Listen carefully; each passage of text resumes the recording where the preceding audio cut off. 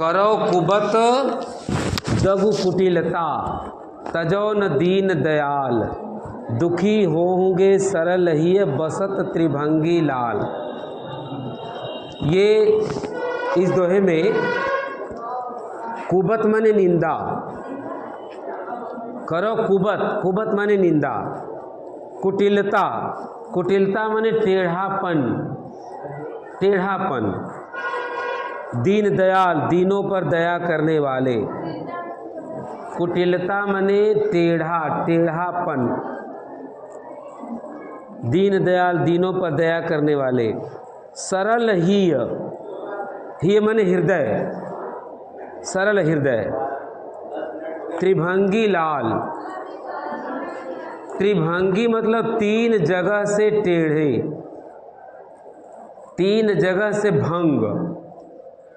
कृष्ण जब बांसुरी बजाते हैं गाय के सहारे अपना पीठ करके, तो बांसुरी बजाते समय उनका शरीर जो है तीन जगह से टेढ़ा हो जाता है, इसलिए उनके इस स्वरूप को त्रिभंगी कहा गया है। तो इसकी व्याख्या आप सुन लेंगे।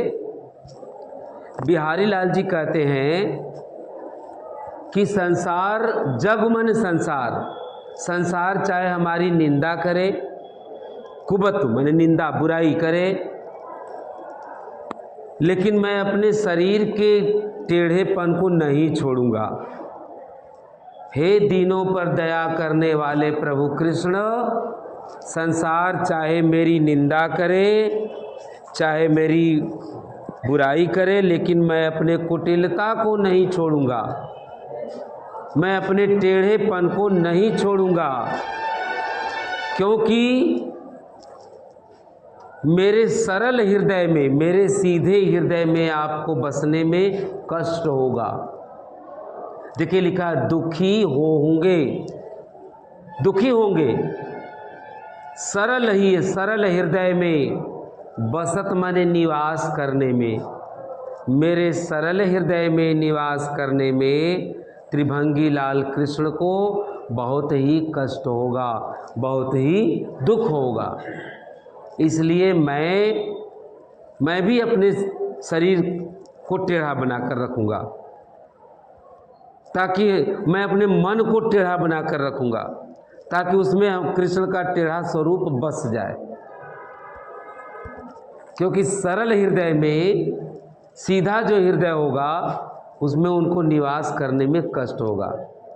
अब कृष्ण का स्वरूप टेढ़ा है, तो टेढ़ी चीज़ को सीधा चीज़ में तो बस पाएंगे नहीं।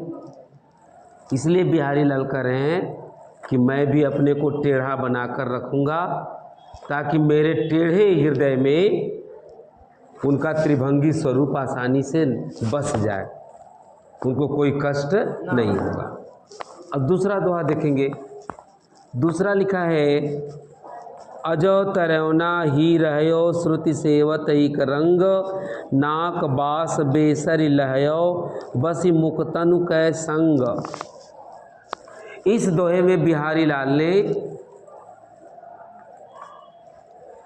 इस दोहे में आभूषण, नाक का आभूषण और कान के आभूषण के माध्यम से सत्संगति को बताया है। इसमें तरौना जो लिखा है, तरौना माने कान का आभूषण। इसके देखिए इस दोहे में श्लेष अलंकार है। तरौना के दो अर्थ हैं। तरौना जो लिखा है इसके दो अर्थ हैं। तरौना माने कान का आभूषण और तरौना माने उद्धार न होना। और देखिए लिखा है श्रुति, श्रुति के दो अर्थ हैं। श्रुति माने वेद और श्रुति माने कान। उसी तरह बेसरी, श्रुति माने वेद, वेद शास्त्र नहीं सुने, चार वेद, और श्रुति माने कान। उसी तरह बेसरी, बेसरी माने नाक का आभूषण, और बेसरी माने निम्न लोग, तुच्छ लोग। अब पहले हम आभूषण के अर्थ में इसकी व्याख्या सुनेंगे। अब आप सुनिए। तरौना माने कान का आभूषण, कान का आभूषण हमेशा कानों में ही सेवत, श्रुति माने कान में, सेवत माने पहना जाता है। कानों का जो आभूषण होता है वो कान में ही पहना जाता है और वो नीचे का नीचे लटका रहता है। लेकिन नाक में पहना जाने वाला बेसरी नामक आभूषण मुक्तन माने मोती। मुक्तन के दो अर्थ हैं, किताब में देखिए मुक्तन लिखा है। मुक्तन के दो अर्थ हैं, एक मुक्तन माने मोती और एक मुक्तन माने मोक्ष। मोक्ष आभूषण के अर्थ में पढ़ेंगे तो मोती आएगा, और जब सत्संगति के अर्थ में पढ़ेंगे तो मोक्ष आएगा। अब इसका अर्थ सुनते हैं।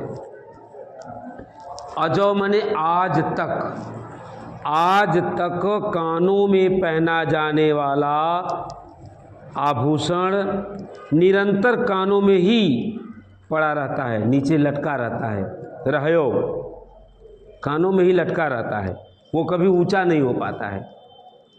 लेकिन नाक में पहना जाने वाला बेसरी नामक आभूषण मोतियों का संग मन साथ पा करके उच्च स्थान को पा लेता है।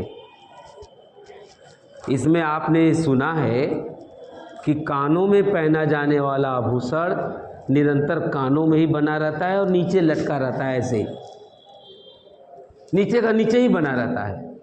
लेकिन नाक में पहना जाने वाला आभूषण मोती का साथ पा करके उच्च स्थान को पा लेता है, कान से ऊंचा हो जाता है।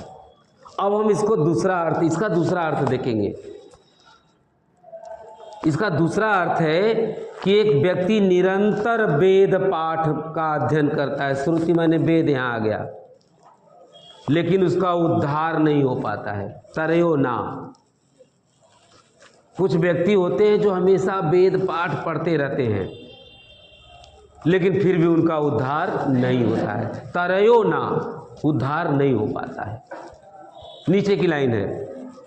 लेकिन कुछ निम्न कोटि के व्यक्ति होते हैं, छोटे व्यक्ति होते हैं, वो अच्छे लोगों के संगति में बैठ करके उच्च स्थान को पा लेते हैं। देखिए, वेद पढ़ने वाला बहुत पढ़ा लेकिन उसको मोक्ष नहीं मिला, वो मन से नहीं पढ़ा, क्यों नहीं उसको मिला। लेकिन एक व्यक्ति वेद नहीं पढ़ा, वो केवल अच्छे लोगों के पास बैठता था, योग्य लोगों के पास बैठता था, इसलिए उसको मोक्ष, उसका उद्धार हो गया। तो आपने इस दोहे में सुना है कि एक व्यक्ति, कुछ व्यक्ति वेद पाठ का अध्ययन करते हैं, निरंतर करते हैं, लेकिन फिर भी उनका उद्धार नहीं हो पाता है। और कुछ ऐसे निम्न कोटि के व्यक्ति होते हैं जो अच्छे लोगों की संगति में बैठते हैं, अच्छे लोगों की संगति में बैठते हैं और उनका उद्धार हो जाता है, उनको मोक्ष मिल जाता है। सत्संगति का महत्व इस दोहे में है। और श्लेष अलंकार है, ब्रज भाषा है, समझ रहे हैं, मुक्तक शैली है, प्रसाद गुण है। इस तरह से